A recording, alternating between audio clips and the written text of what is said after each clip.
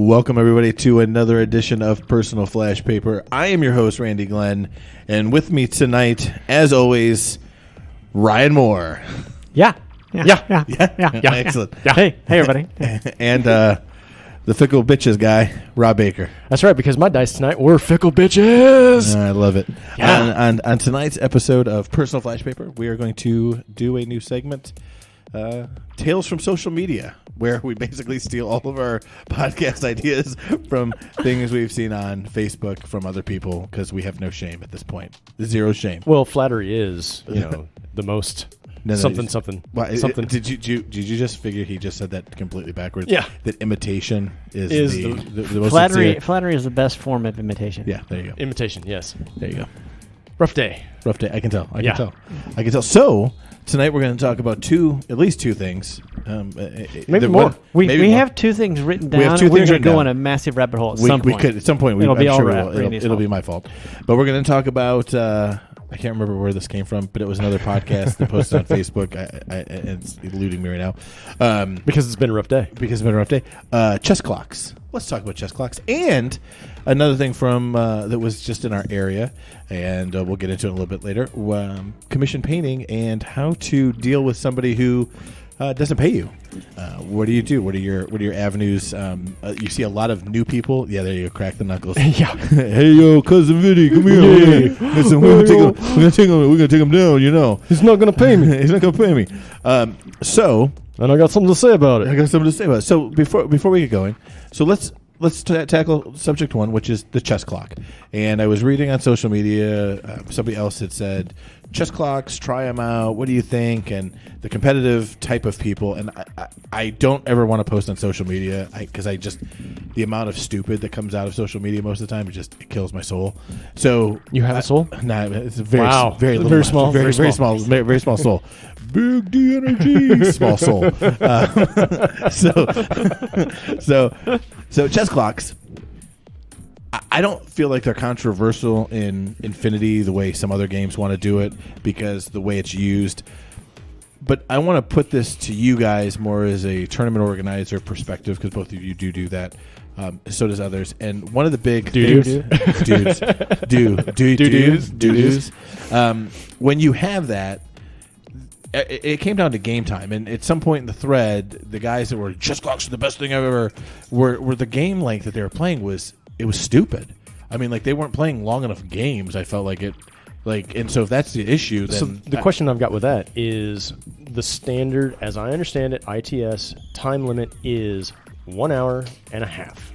So I don't understand where the idea of a chess clock would have benefited something that was 3 hours. Or maybe it would have. So I don't. So my thing with chess clocks, I don't know if 90 minutes is totally accurate for it ITS. an hour and a half? That seems really low. That seems really low. That seems really low to me. I think it's written in the ITS as an hour and a half, but most people do 2 hours. Mm-hmm. I mean, I think that a standard game should be 2.5. If you're trying to do a local 3-game thing, even a five game weekend of Infinity you should easily be able to do 2.5 hour rounds. I mean, God, Warhammer was played in longer rounds than that, and because most Warhammer Fantasy Battle was 3 hours. Right, three or 3.5, and yeah. people would jam things in. Here's my thing with chess clocks. I don't know how you pull it off accurately because people what I kept reading, and I eventually stopped reading it because I was just like, it seemed like a silly argument to me, and maybe you guys have a different opinion. You do have an ARO function, and when do you shut your chess clock off? And these guys most of the people argue you just let them do it. Well, if the thing is you're really worried about your opponent stalling the game out, I'm going to stall you out on my ARO. Then if you're not moving the chess clock to me, then I am going to stall out your time. Here's where your time's going to go away. I'm going to kill you there. Chess clocks work in War Machine because there is a hard cap. You run out of time, game's over. Game's You're over. done. Yeah. So when I look at the idea of a chess clock, let's, for the sake of argument, say that you, as my opponent, get an hour and I get an hour. Sure. And what I see as the problem is what you just said with the ARO, but also, okay, so I click and then I'm like, oh man, can you flip that back to me? Yeah. And then it's like, well, why would I flip that back to you? We're being ultra competitive. Yep. Oh, so it's going to be that sort of game. And then to me, it becomes is this far enough? Is this far enough? Yep. Is this going to slice the pie? Is this going to slice the pie? Right. Is this? Are you having fun now? Are Right. you having fun? Because I'm having fun fucking with you. Right. And there's no penalty in the ITS system for a chess clock. There's nothing in there for a chess clock. So if you're playing by the book, rules as written, blah, blah, blah, a chess clock has no business in Infinity. But I agree with you. If most games are about being cooperative with people. So if I'm playing, either you or Ryan, and you're trying to get the right shot, you might start peeking outside of a corner going, my intent is this, here. Every time you're giving me a response, do I need to put the chess clock back on you? Because if I really want to stall you out, I'm just going to kind of look, and then I'm going to dick with, I don't know, let me look. Hold on 1 second. Let me look. And when you have an hour or an hour and 15 minutes per side, these 30-second delays, they add up. And they add up. And well, you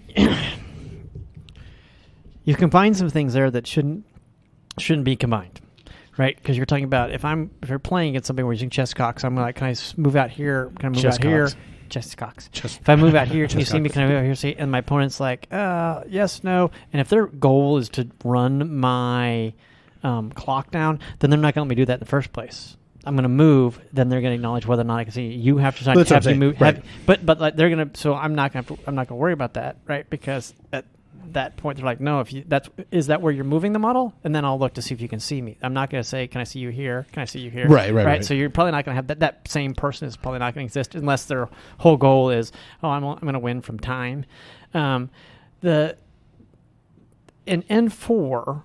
If you play the standard ITS, which is the 15 model limit, right? I don't think the time thing is as big of an issue as it back in N3 when you could have a 30 order troop, right? And those do happen, right? The thing that I also think is that I don't like about chess clocks. So say I do have 15 orders, or let's just go back even to N3. Say I have a 20 order list and you have a 10 order list, right? You may not use all your time, and I could use more than my time, and we still beat the time of the tournament game. And I think that's what's weird. I haven't played with them. I've done it myself just to see how long I am taking on certain stuff. And a lot of times, setup is 15, 20 minutes, right? And turn one is like 30 to 45 minutes. And then everything else is like 15 minutes. Right. It starts clicking off pretty fast. Once things go. And I think that's where me as a tournament organizer would struggle is, when do I have the people start their chess clocks? Well, so I mean, like, I could see a chess clock. So I'll move it to a more positive instead of a negative, because I think chess clocks, the three of us, I think chess clocks in a game set is a horrible idea. But I could see chess clocks being, here's deployment. When you pick your side and your opponent, you and your opponent go, okay, who's setting up first? I think if you were really doing it, you got 15 minutes to set up. Chess clock, go. You have a 30-minute deployment phase. Mm-hmm. Each side gets 15 minutes, go. And when your chess clock is up, like, hey, the clock starts. The clock starts for that. I could see there being a deployment chess clock, but I think my problem in total with the chess clock is if you're trying to defeat the guy who, because this is where War Machine fails. This is where War Machine fell flat on its face. You're going to lose all of the new players because nobody's going to come to your event because they don't play enough to know their army. So why would a new guy come out and go, oh, chess clock, come hobby with us? But if your chess clock runs out, you lose. I play Infinity once a month. I just thought this would be a fun Saturday or a fun weekend traveling. I'm not going to that event. I play once a week right now. I mean, like, we play once a week, and I'm not coming to your event. And I think that I'm the majority now, because anybody who just casually wants to play Infinity and come drink beer or hang out with the guys. So you're telling me I have an hour and a half to play, and I'm going to look poorly on because I don't know my army well enough? I'm good. And I think maybe we should play a couple of games, right?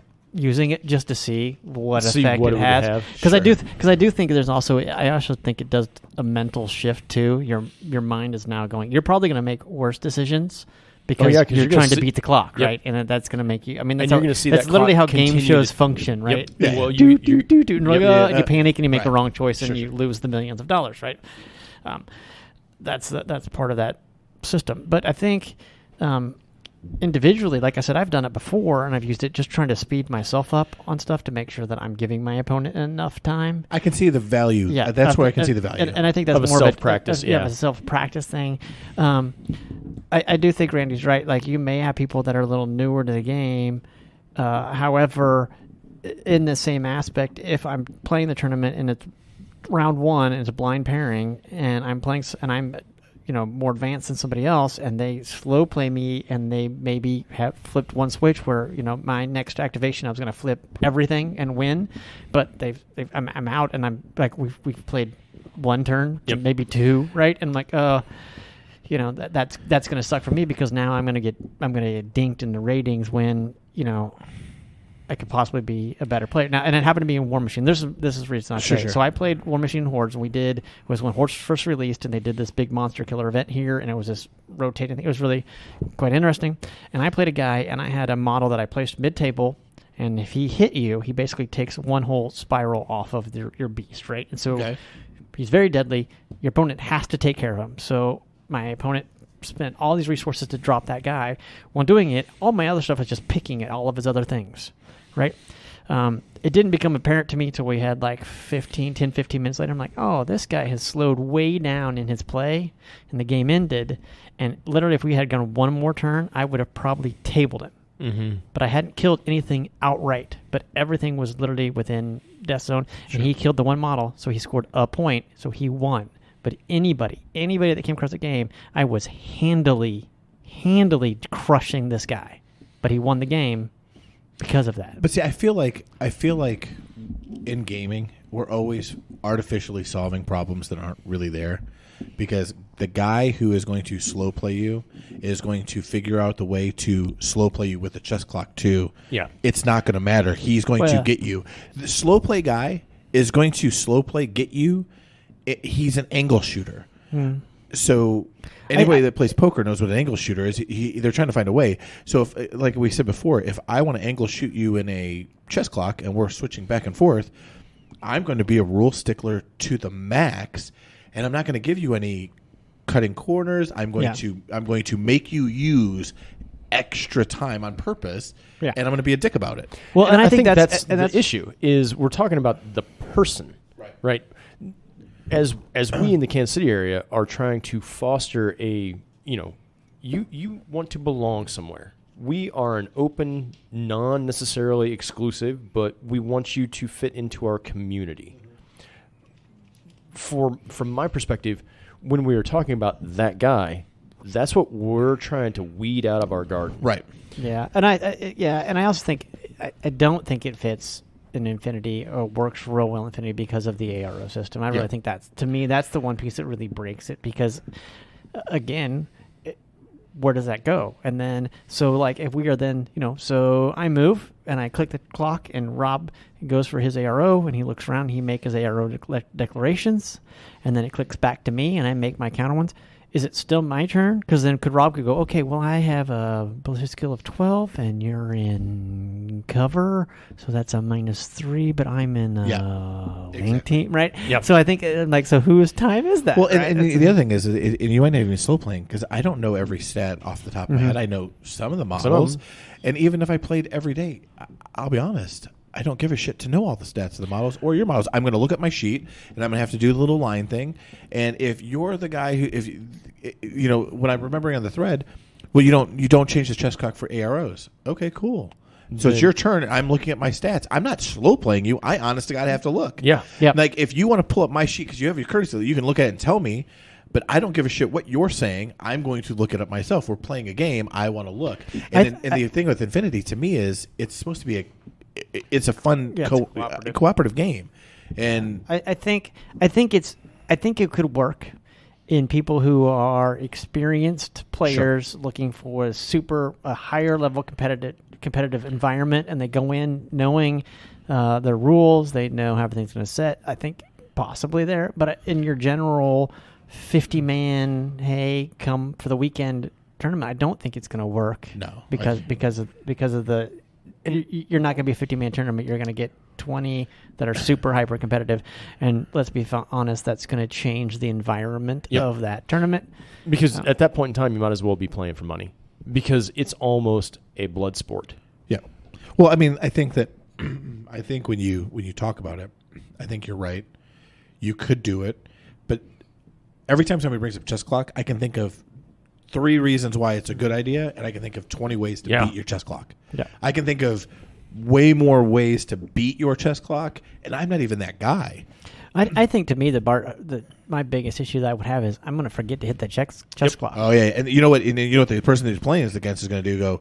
He didn't hit it. He told me to go.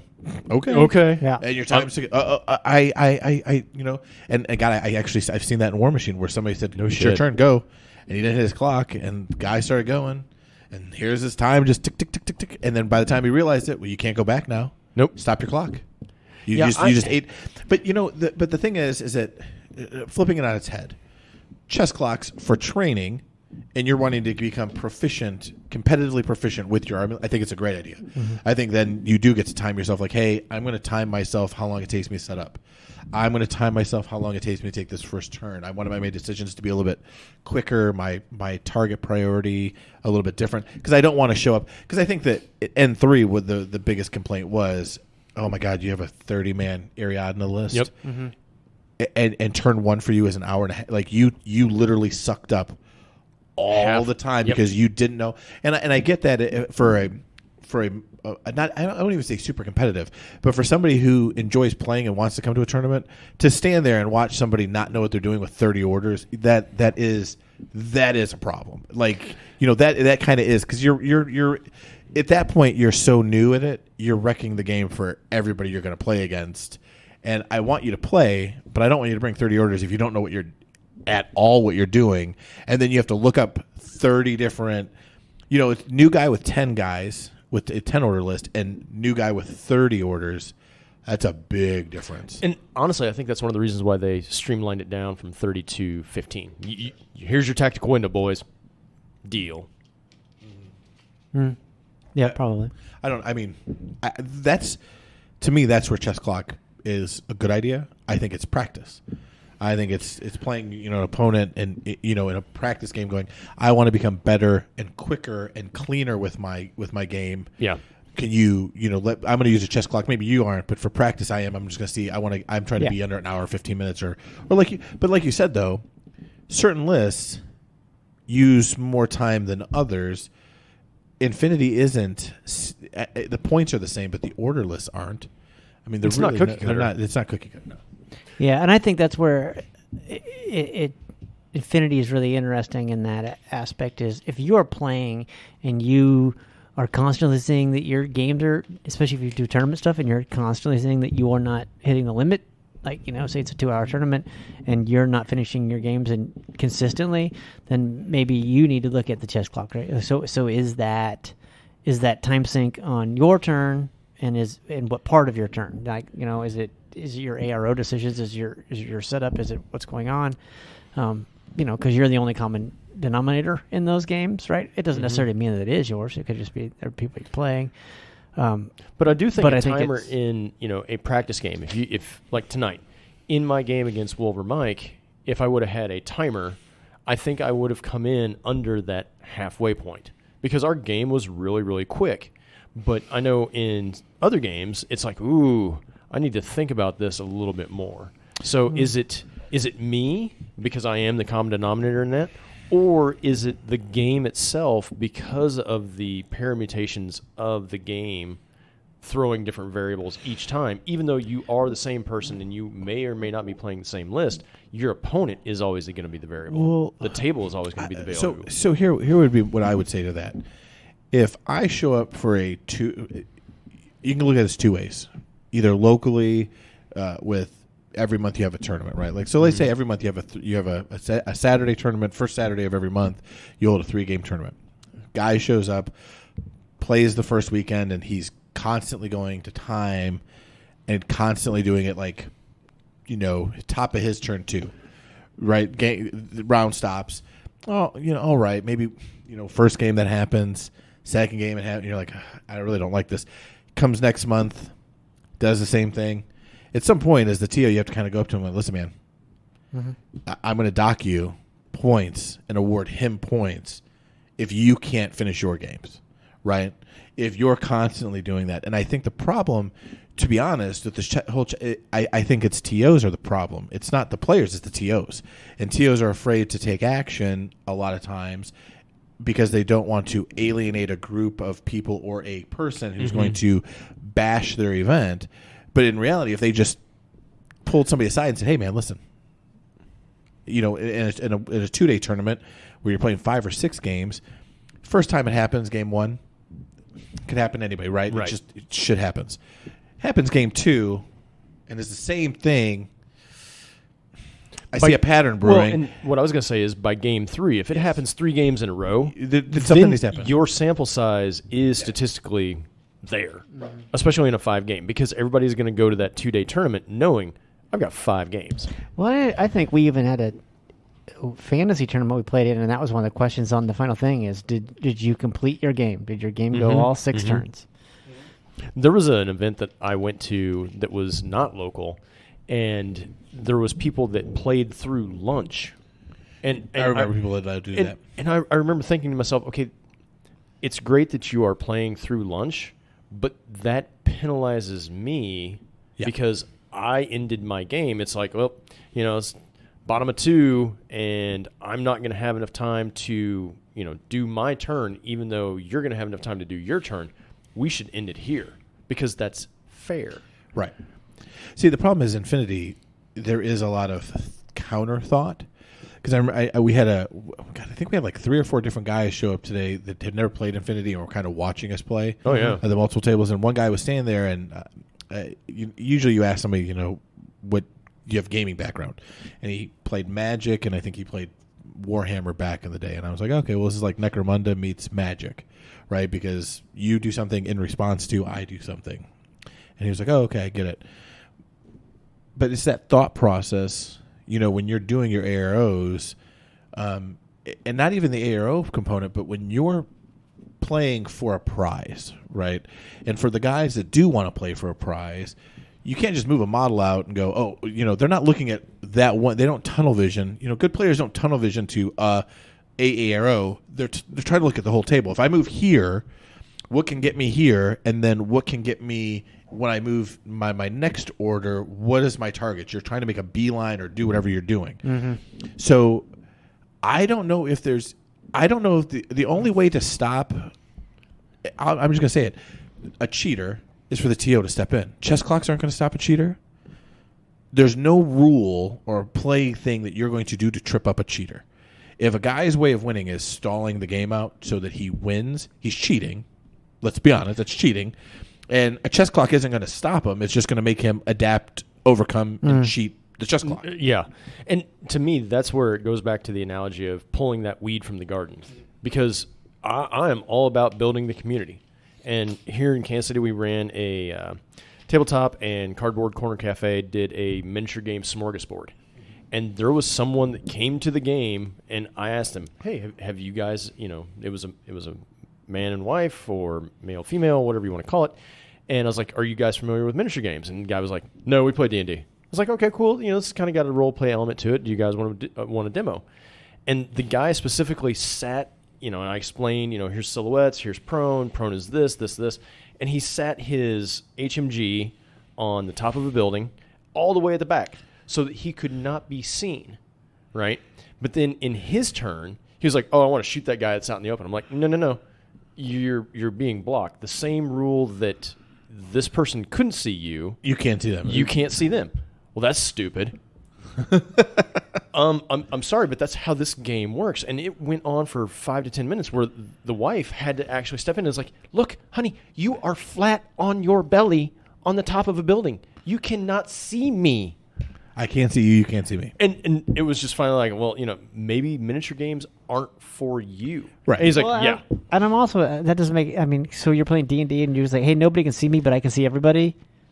Yeah, your GM must love Why? you. Your GM must love you. Well, and that goes right back to the whole, you're part of this community.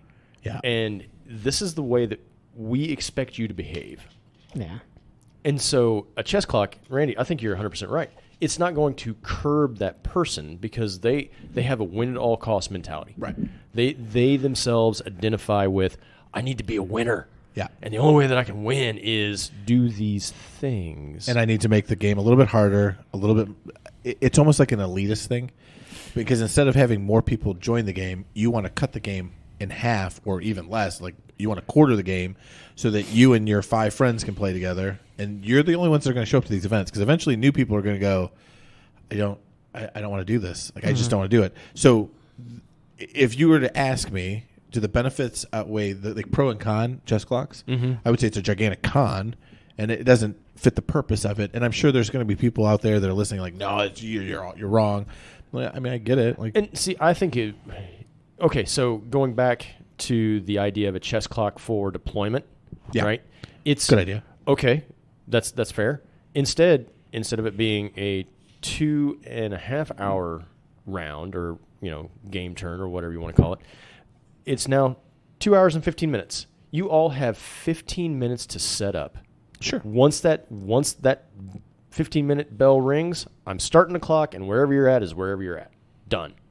And then it's diced down at the 2 hour and 15-minute mark because I'm the TO, and this is how I'm going to run. But see, yeah, but do you even need, you but get do you even need to screwed break in there too? Yeah. Do you even need to break it up? If that's the end. You're like, you have 2 hours and 30 minutes. We're diced down at 2:30. Right. Protect down. So if you spend 30 minutes in deployment or 45 minutes in deployment, that's just part of your time. So even because you say 15 minutes. Well, is that 15 minutes total? Is that 7.5 minutes? Because per side. That's really fast. That's really fast. It is. And you don't almost want to change. You'd almost want to have to skew it anyway. Deployment first, you get less time. Deploying second, you'd get more time because you're reacting to and you see things differently. But it doesn't matter because, again, I go back to slow play guy going to slow play. You're saying you're going to give me 30 minutes to deploy. Cool. Take your time. Okay, you're done? I'll start deploying now, too. I don't give a fuck what he says. He says once the time's up, the clock starts. Cool. Start the clock. I'm still deploying. And what are you going to do about it? Yeah. I'm going to keep deploying. Okay, game started. I took 45 minutes to deploy. Take your first turn. Go ahead.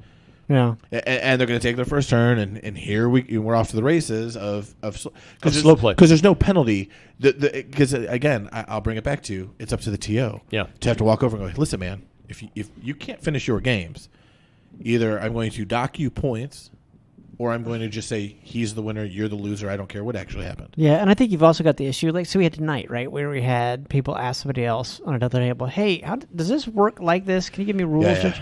Well, if we're on a chess clock, nobody's going to do that. Like, I can't walk over there and give you my time because I got time. Well, and how do you do that for a question? Yeah. How do you get to pause the game? Well, that's what I'm saying. You can't at that point. Well, because the TO would have to come over and answer the rule code. So my question for the chess clock guy would be, I have a question.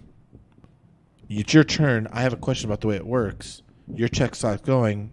You're going to stop the chess clock because I have a question, right? Or conversely, I could tie you up. Again, this all goes back to that guy. I could tie you up in rules questions, asking you about your rules for 2 hours, and you would never do anything. Especially on your turn when your clock is burning. Yeah, so and that's what I think. It's just, I guess part of it was like, what is the intent of the chess clock? Is the intent of the chess clock to make sure that you could just get done in time? Well, then okay, but I don't necessarily know if that's something you can implement.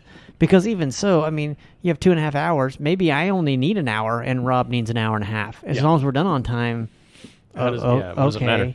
Right? Because otherwise, we're like, we still have time, but I don't have anything to do, so I guess we're done. So we're done 30 minutes early or 15 minutes early. But I think a lot of it, and again, this goes to the TO aspect, because I think a lot of the events that we have gone to, I'm thinking of Mission Critical, where there was a whole slew of new people that had come down from another city to enjoy the Mission Critical, and it was fun for them. I think you introduce a chess clock, it sucks the fun out. Again, I think that's where you're gonna have to have a very specific description of what you want your tournament to be. Yeah, I agree. Yeah, so. I mean, I think it boils down to what your area is like, and if your area is, if you have 10 guys who are all pro chess clocks, then run it. I mean, if your game, do it. Yeah. But if your area isn't, and I can tell you that I don't think ours is, I think we might have a couple guys that might be like, yeah, all right, but if if it's running chess clocks at the risk of losing 7 or 8 guys so that we can play with 4, like I would rather play with 20 guys than 6. I'd rather have 20 people show up, play the game, and have a good time and some laughs than and again, maybe I'm becoming a boomer and I'm just getting old. I don't want to waste my Saturday in super duper competitive thought. I mean, all effing day and worrying about a chess clock. Infinity has enough rules for me to have to worry about what the rules of a chess clock are. Infinity is intense on its own. That's not a question in any way, shape, or form. But I think adding that chess clock is just adding another variable to an equation that doesn't need. Yeah, I think we're kind of Killed this. it. Yeah, Right? I think we've we shot all this agree. thing. We don't shot really this. like it in a tournament, but it's a good probably theory of practice, right? So. Yeah. Okay. So second topic, Second tales from the Facebook. I'm not going to read it off because It was long. It was a long post, and it was in our area, and I don't have both sides of the story, and so I'm not going to. Yeah, it was very biased. I'm not going to vilify or side with. I'm just going to take what the comment was, and then how would you guys handle it? Because I do not commission paint. I don't paint at all. You guys do commission painting. We're talking about you have a completely painted military order. I do, and it was paid for and came painted. I loved it Twice. It was put together twice, painted twice. It's been great. So here was the gist, the summed up version, the Cliff Note version of the post, which was a guy took a commission, painted up roughly, I think it was like $1,200 agreed upon price. Yep. Of models for whatever gaming system it was. I have no idea what it was. As I understand it, there was pictures, because we talked about that on the previous episode where we talked about, selling out to the hobby, that this person and the contractor and the contractee had agreed upon the quality prior to doing this deed. And so I think that's important because we now have a baseline of this is what I am expecting. Sure. This is what I am going to provide. Sure. Okay. So the gist of it was the post, and I stopped following the post after a while because it becomes like our podcast sometimes, very redundant. And they had agreed to a price. Guy painted all the models, went to collect the money, and no dice. So in the comment section, there were a couple guys who do commissions, and they had said stuff like, well, trying to fill out information right before they pass total judgment on the other guy, or whatever before. And the one comment was, like, did he lose his job or something? It's because a commission painter. I've had people fall on hard times. A commission takes a couple months for me to finish, and life happened, and I don't want to be that guy who's kicking somebody when they're down. And I totally get that, right? On one hand, and on the second hand, I understand that if you're hiring somebody to commission your paint something for you, that's a job. They're doing they're doing a job. I don't know many career miniature painters. There are some out there, obviously, but most people do this as a side hustle type of job. So my question to you two is, and I did put my 2 cents in, but as a person who pays, which and if I'm paying somebody I know, very rarely has anybody that I've known to paint for me asked me for the money up front. I had a really beautiful model painted up by Vince Ventrilla once. I think it cost me like $150 for just the model itself, and it was like a showcase type of model, and I agreed to the price, and he bought the model for me, painted it, shipped it to me, and I PayPal'd him the money. Like, he literally was like, hey, it's in the mail, price is blah, blah, blah. I got on my phone, done. Good deal, whatever. And that takes a lot of trust for somebody to spend that time and do it. If I don't know you, and I'm, commissioning out of a Facebook, Discord, blah, blah, blah, blah, blah, then I really am at the painter's mercy of what they want to do. But what I'm most comfortable doing is I'm not giving you all the money up front. I'm just not, because that's just asking for me to get taken. But I usually... And that happens. Right, and I usually actually make somebody write up a contract. And this is what I expect. This is the level. This is what the thing is. You're doing a service. I mean, I'll sign it. You sign it. I'll give you half up front, refundable if blah, blah, blah. Something like this. This as much isn't. This much is. I'm okay with the contract because as far as I'm concerned, this isn't I'm asking you to do a service. I expect the service done, because if you don't do what I'm paying you for, I'm not going to pay you for it. Yep. And if you do the service, you're sure as hell going to expect me to pay.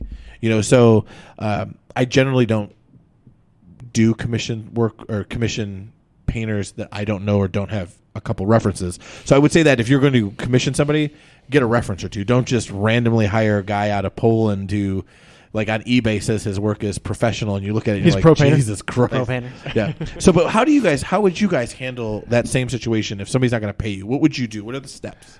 Well, I haven't actually, knock on wood, had that Yeah, no happen, doubt. right? But you've got a couple things. A, if it's somebody that I don't know and I'm doing a commission for, I do ask for half up front, right? Okay. Unless it's like a model, like a $20 model, then I'm sometimes like, whatever. If it's somebody that's local to the scene right here, and I've run into them, but I may not know them, then I may not do that, right? Because I know it's somebody who's circling, right? If I need to buy the model, like if somebody that doesn't live here, and then instead of shipping them, so for example, I did a big Wild West Exodus commission for a guy who lived in Australia. Australia. And I bought all the models locally just so we weren't shipping them back and forth, and he paid me the cost of all the models. Okay. Right. That's fair. And then I think he paid me at that point, I think half on top of that, right? And then I sent him to him. Then I sent him the models, and when he received the models, at that point, he paid the other half. Right. A lot of times what I will do for somebody I do know, I essentially won't put the models in the mail. So they may not pay me up front, but I won't put the models in the mail until the money has been sent to me. Right? Okay. So then I'll take the money first, and then I will mail everything off. Right. Sometimes I will get I will go on and get, like, if they're paying for shipping too, I will get a cost of the shipping. And so say I quote them $8, right, on shipping based on what I've just done on the UPS site or whatnot, and then it ends up being $9. Well, I eat that dollar, right? Sure. And so that's typically what I'll do. I think in this case, and I think like you said, it was a lot. It was like over $1,000. Yeah, It was it over was $1,000. 12 It was and- $1,200. and- And he had said he got lawyers. Like he was already getting lawyers involved. I was like, oh, this is real. And to me, he has to take ownership on that, because that's a lot. That's a huge commission, That's a huge $1,200, chunk. and Yep. you don't have anything up front, and do you not have a contract? I mean, that's. I completely agree with you. Some point you have to take ownership. Yeah. So I mean, especially on something of that caliber, then I would definitely be you're paying me half up front, and if you fail to pay the rest, then all of these models are mine. Now I don't know. Like we said, we don't know the reason why he refused them, because if it was the quality of the paint, didn't like the model, the way it was looked, well then that's you got to go back to your original agreement there. But if it's just like, I just no longer want these, I'm not playing that game anymore, so I don't need these models. Yeah, that's not a. So what do you? viable reason. So that's how Ryan does his commissions. Are your commissions fairly similar, Rob? So I've never done anything as large scale as an army to ship to another continent, because I'm not comfortable with that level of risk, because my time is my time. Yeah. But the commissions that I have done, it has been, okay, you send me the model. If it's, there was a Go-Go Marlene that I painted for a guy, and it was like, I don't have that model. If you want to send it to me as an act of faith, well, then now we have established trust, because you're sending me this $100 model. Okay. You now have to trust that I am going to give it back to you painted to this level. So that's where I think, coming at it from the angle of, do I trust you? Do you have the same level of investment that I am going to be putting into this? If the answer is yes, okay, well, now we are starting from the same point of origin. Moving forward, it's, in my opinion, it is my onus to be like, okay, here's a picture of where I'm at. It's just like any other job is, you have to provide some sort of feedback of, I am working on your project. Yeah, and I will same way with, if I hire a guy to clean my gutters, be like, hey, did you do the second floor? Yeah. Oh, I'm doing the second floor. Okay, cool. We're on the same page. I will say a lot of times if they supply the models, depending on the size of the commission, then I don't necessarily take a deposit, right? Because I have your models. So if you choose not to pay, which is again why I'll get paid and then ship. Makes sense. So here I have another question, and it was on the thread, and a couple people said, I think even you had said it at one point. Do you name the person? Like when you out somebody like that, and the guy had said, "I can't do it because I'm speaking to a lawyer, and I can't name him in a thing." But often people want to know who they're dealing with, especially when you're talking into or posting questions like that in a commissioned painting world. It's kind of like when you do a buy or sell page and you get scammed by somebody, and somebody's instantaneously, "I got scammed by this person. Don't allow it." Be buyer beware. Yeah. So there is a person that both Ryan and I have been approached by, as have several other Kansas City local painters, and there was some feedback, and I have quoted this person a price, and that person was like, "Too expensive for me," and I'm like, "Cool," because I don't necessarily want to put up with your BS. So when that was, my break with this person, they went to other people, and then they finally settled on Ryan. And then there was a picture that Ryan had posted to this person for feedback, and then started to get a litany of, "Well, you can do this. You could do this." It wasn't that bad, but he basically and the yellow, and so there's a yellow, which I fucking hate painting yellow anyways. Says the graphic art, or the person with the art degree. It's yellow. On miniatures. It's really hard. Yeah.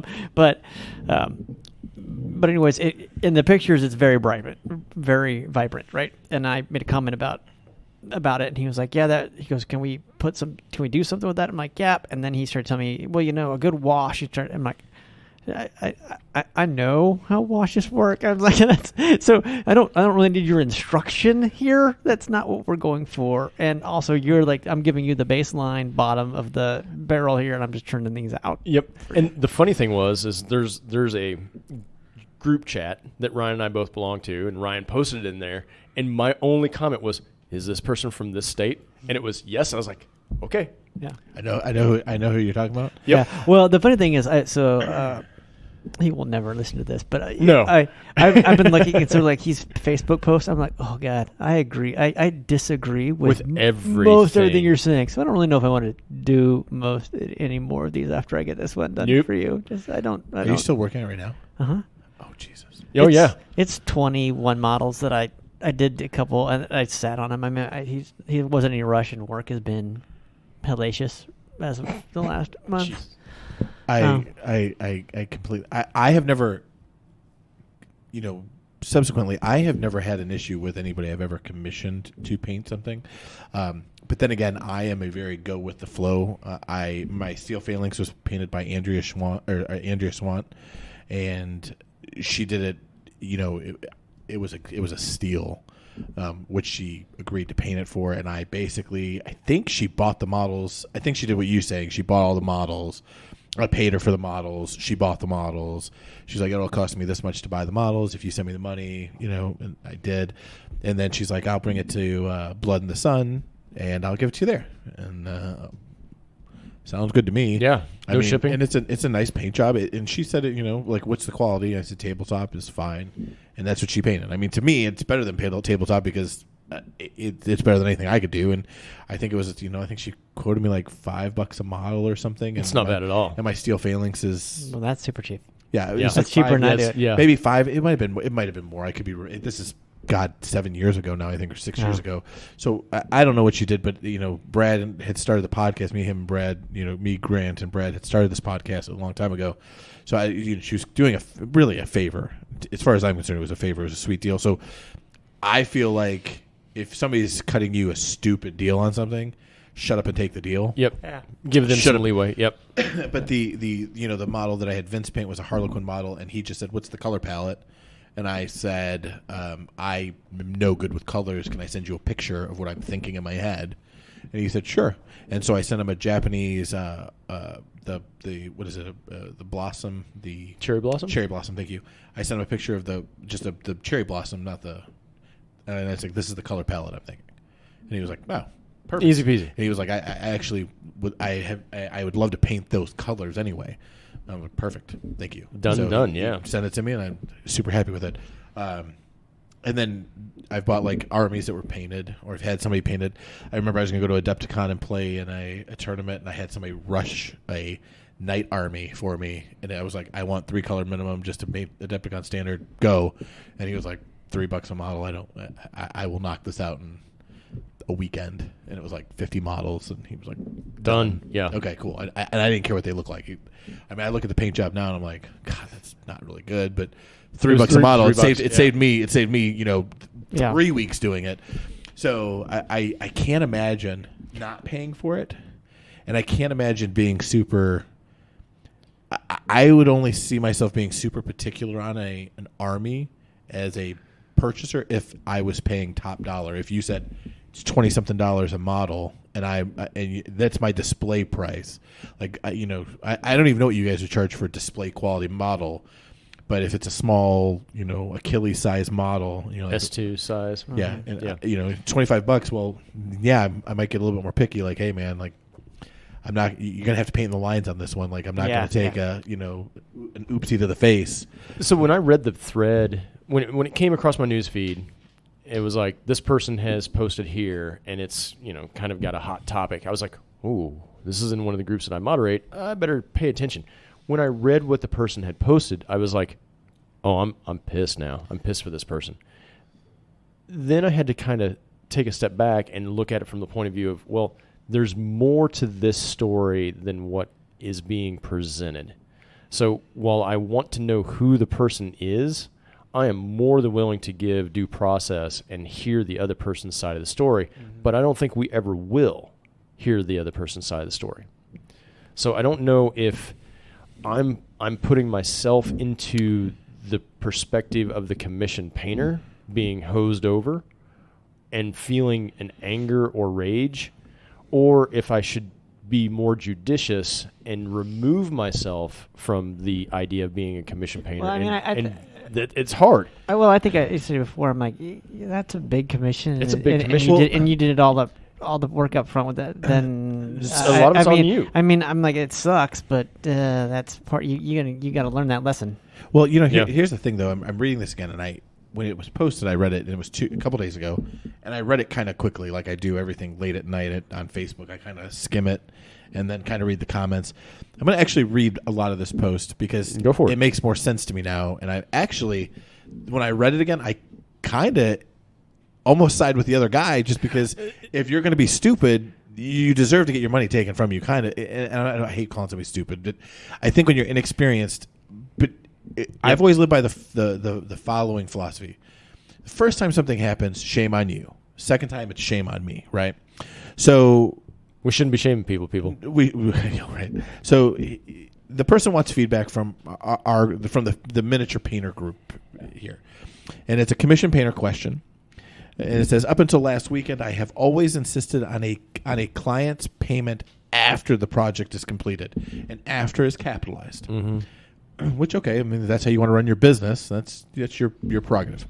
Sadly, and I didn't read this before, the last two projects I have finished, the owner refuses to honor our agreement, has told me to keep the minis along with some really undesirable, colorful metaphors. Okay, first of all, it's a good way to get your head smashed, okay? Just throwing it out there, whatever. What I'm asking here is the following. 1, do I collect money up front from now on? And if so, what seems to be the current standard on that? And 2, do I just resell these miniatures that seem to be mine now? Because I'm sure the one that commissioned these is going to throw an infantile fit about it online and try to twist it. So this is a simple answer to me, because the first one is, from now on, yes, you collect them. I think you do what you say, which is, if I'm buying your models, I'm paying for the models. You pay for the models. We're good. Yep. They're mine now.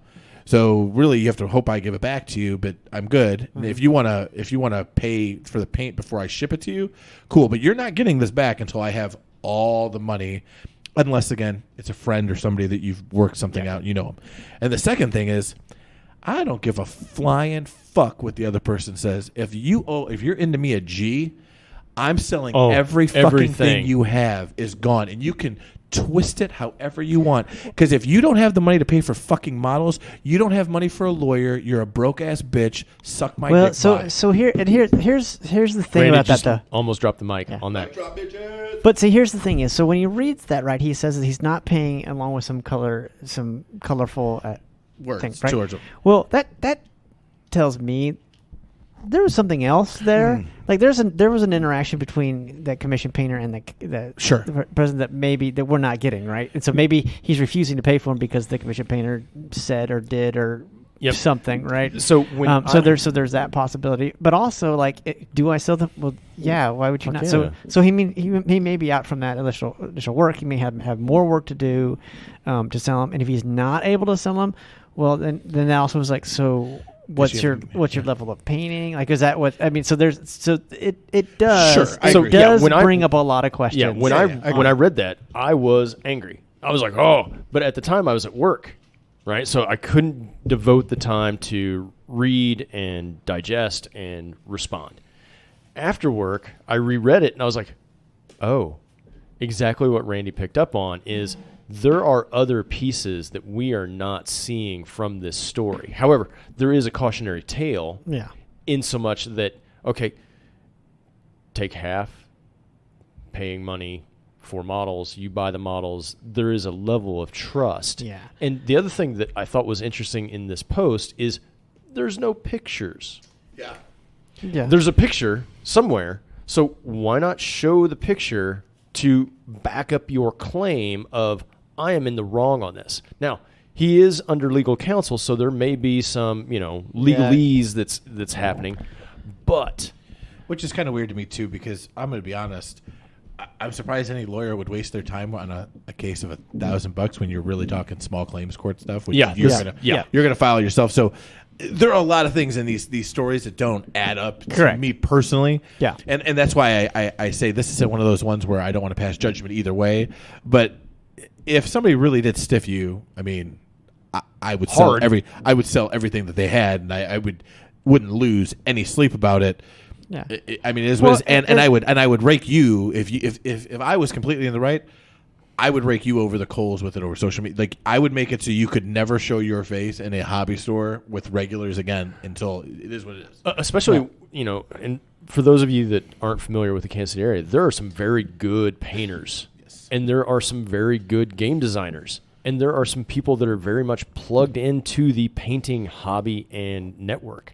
So there are several people in this thread that if there was a legitimate claim, to Randy's point, why wouldn't you say something? Because that's going to destroy your credibility as a commissioner of painting.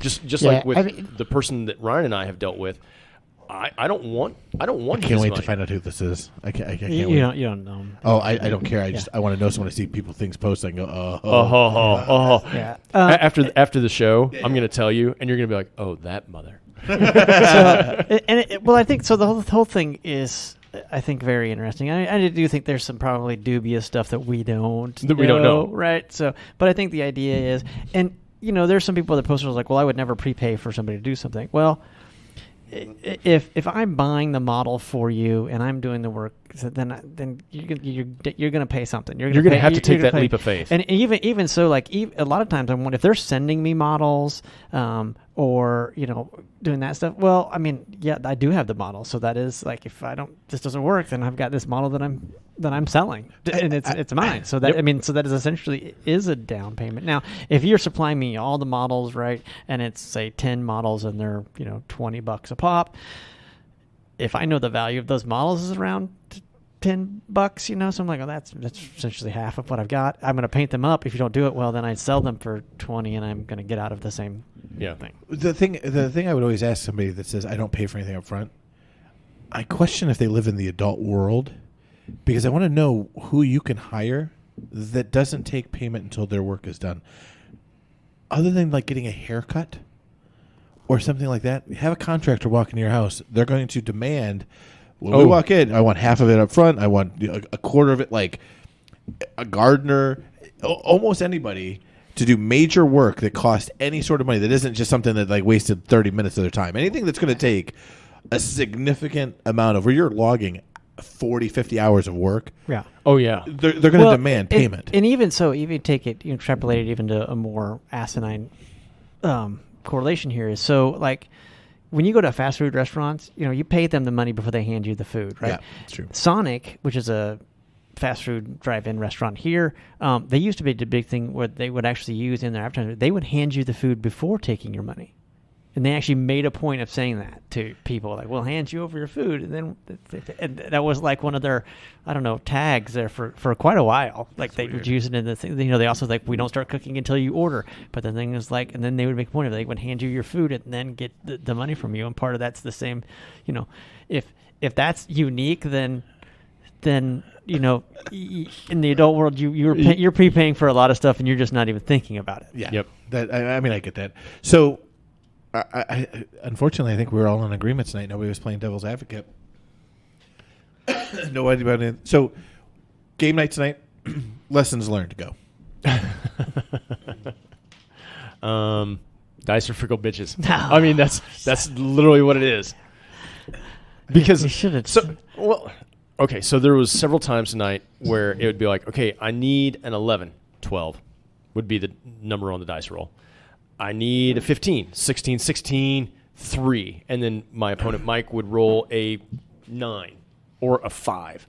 I'm just like, mother trucker. Yeah. But it happens. I mean, but Mike played a really good game, and there was lessons learned of set my repeaters out when I'm doing a hacking list. Set them out and really pin his, heavy infantry knights back. Because even though he was decimating me in the arrow dice game, he couldn't come forward very easily because I had repeaters, and this person on arrow could throw a pitcher or whatever. And it was just like, okay, you're going to have to cross this board. And he's like, I don't want to cross this board. Yep. So then he got his Montesson Knight on motorcycle, and next thing I know, there's somebody in my backfield killing my dudes. Yep. Mike does that. He does. With motorcycles. So Tonko's armor is insane. Like, damn missile launcher. No, so that's the thing. I don't know. I don't know if I fired the missile launcher. What? Well, because he avoided it, right? Oh, well, the that makes Flamenspear dude. I mean, I had to have fired it at some point. Yeah, because he passed some armor saves and some stuff too. He might have dodged, but anyways, like he would hit me, and like there was one time where he hit me with 4 shots, and 2 of those shots were crits, and I rolled 6 armor saves, and I failed 1. Oh, yeah.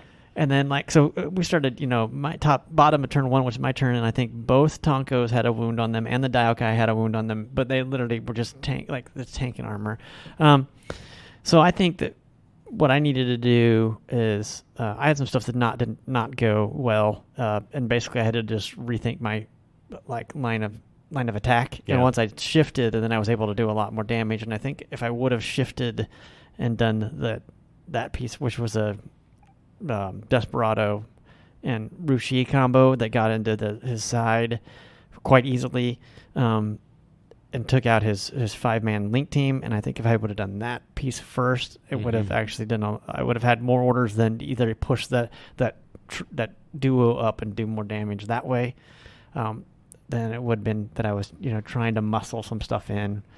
Killed my own Daiokai in oh gosh, what is it called? NW. Oh, NWI? NWI, yeah. So he took 2 wounds. He goes in NWI, and I had a doctor right there, and I was like, well, I'm going to run over there and heal him, and I killed him. Killed him.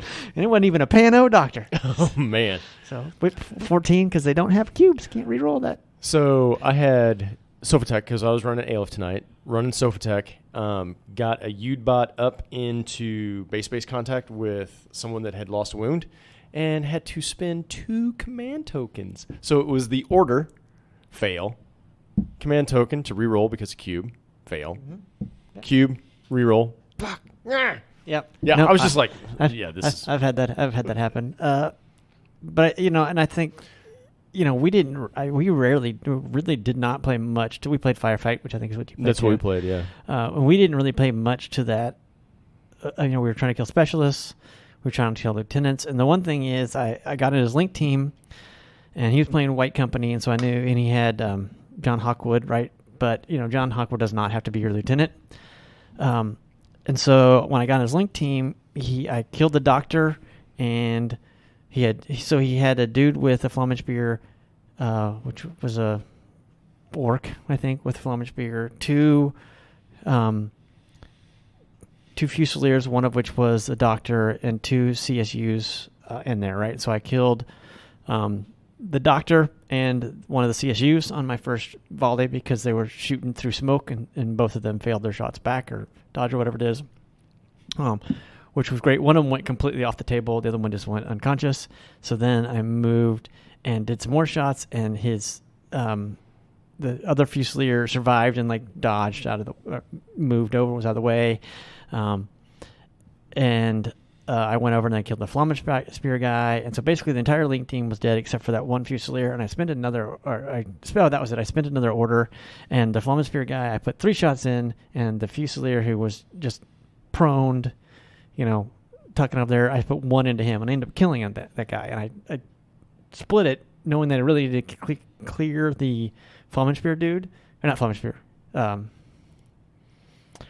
God, what's that other badass weapon? Feuerbach. That's it. Thank you.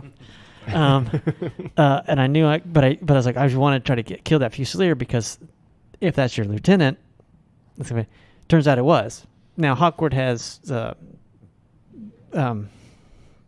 second command, whatever that's called now. I can't. Chain of command. Chain of command. Thank you. No, it's number 2. No, it's chain of command. Chain of command. So he didn't go into lost lieutenant, but I thought that's a good chance that that's a lieutenant there. So I was like, I'm just going to kill it. And also robs him of an order. So, yep. So I mean, I think there's that's Did you have that's fun? a thing. Yeah, it was a rough game. We had a really swingy couple turns. Yeah, because in my game, and then he actually top of turn 3, he actually just said he goes, I can't win. You've killed all my specialists. Yep. I can't do these things. We're gonna be tight on this. Yada yada. that was the bottom of 3 for me, because turn 1, he was able to get classified on his active turn.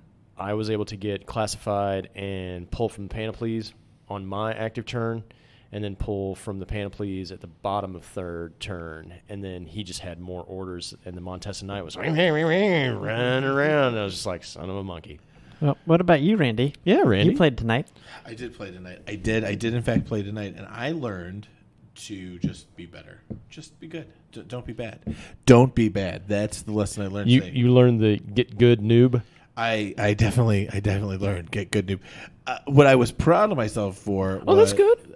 What I was proud of myself for was hanging in there and going all 3 turns and getting tabled on the final turn. All right. But I can tell you that after my first order, I didn't give a fuck anymore. So what happened on your first order? It's just, to quote the great Phil Hellmuth, I would win every game if luck wasn't involved.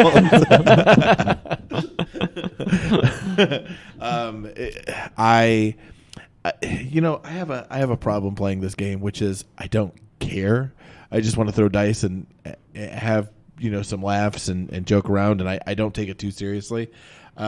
So every week I show up with a different list. So I have no idea what half of the models do half the time. I have locked in. I keep changing my link teams around. I ran a 5-man link and a 2-man link today. I had stuff all over the map. But on my first turn, my first dice roll, I shot with my HMG, 5 dice into a sniper.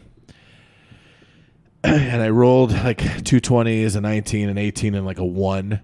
And Zach rolled a crit, and he critted on 18s. It was an 18 and a 17, and he's like, 3 armor saves, bud. And I'm like, and I wanted to punch him in his fucking skinny little face with his stupid mask, and just. No, I'm just kidding. I'm not kidding. And so he was like.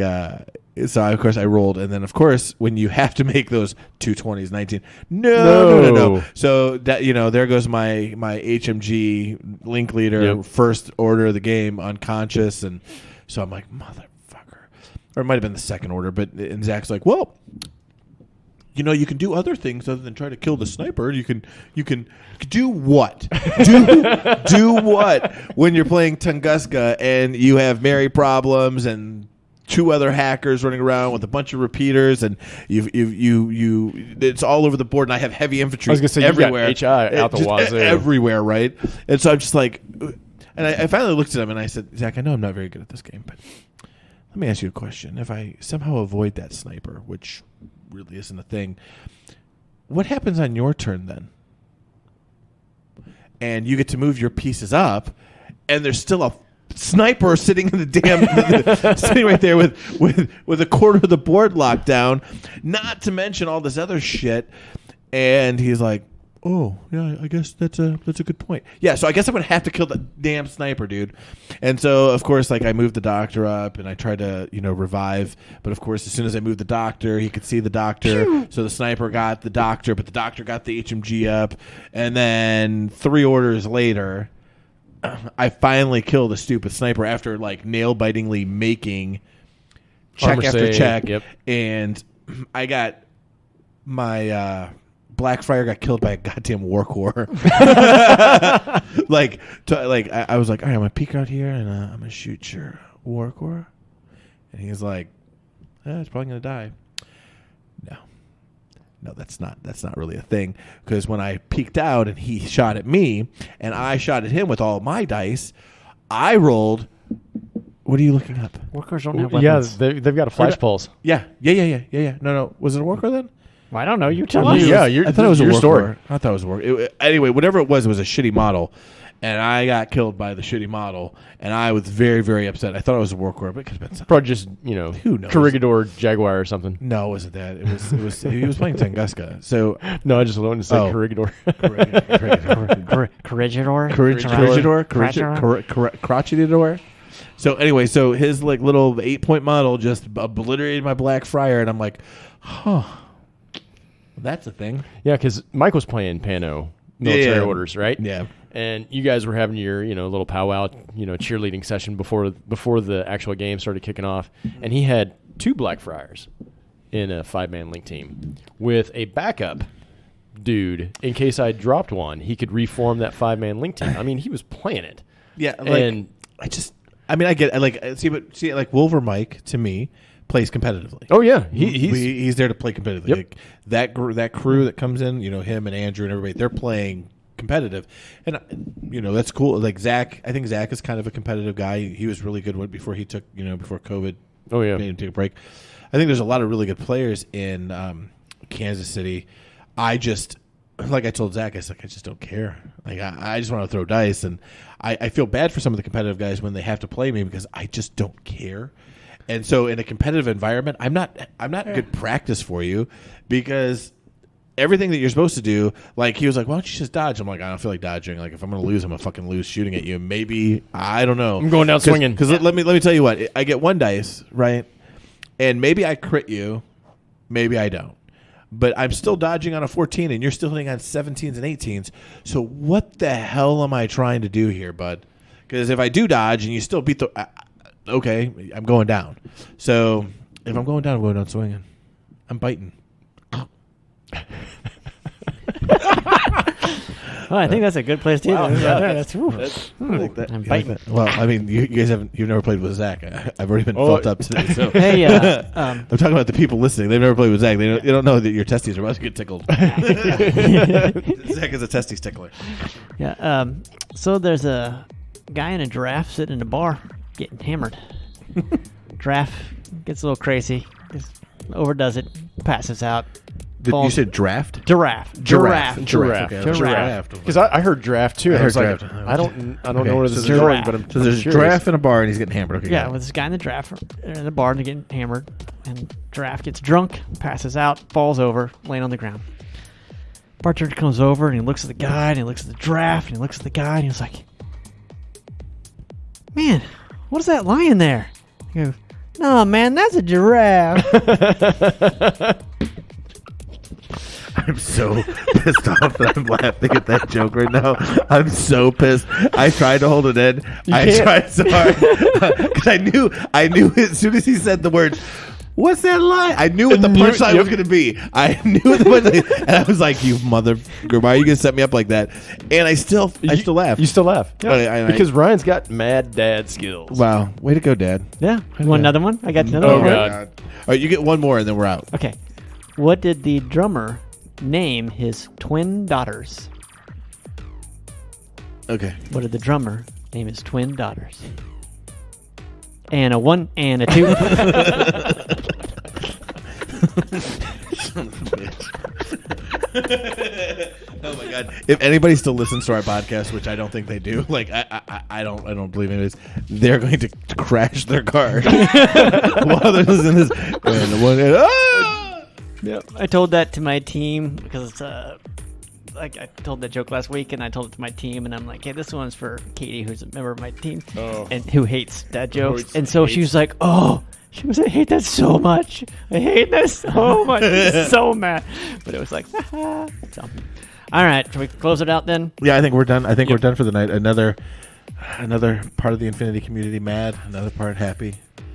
I love it. Yep. All right, Rob, say it. Say it again. He's already sent it. I already said He's it. got his one code. He gets his code in. Oh, I've got like 3, but dice are fickle bitches. I'm gonna start editing the podcast so I can edit them out. It'll just be like dice are. And no, it'll just be bitches. And that was personal flash paper. All right, night everybody. Night. Tabletop Game and Hobby, located at 9156 Metcalf Avenue in Overland Park, Kansas, zip code 66212, has for over 25 years been the Kansas City area's premier game store, specializing in non-electronic games, carrying a massive variety of board games, miniature games, role-play games, classic games, and gaming accessories.